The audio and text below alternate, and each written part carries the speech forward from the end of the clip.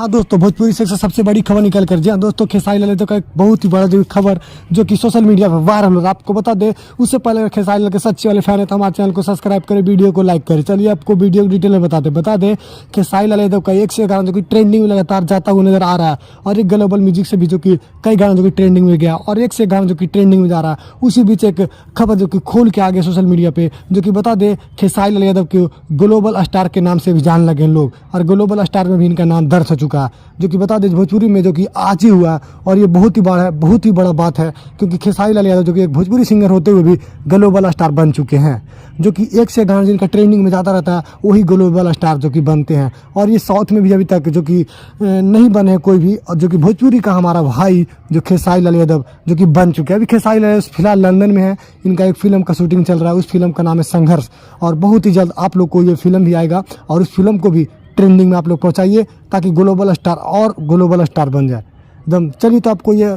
खबर मिलकर आपको कैसा लगा? अब मिलते फिर आपको अगले वीडियो में इसी अंदाज के साथ।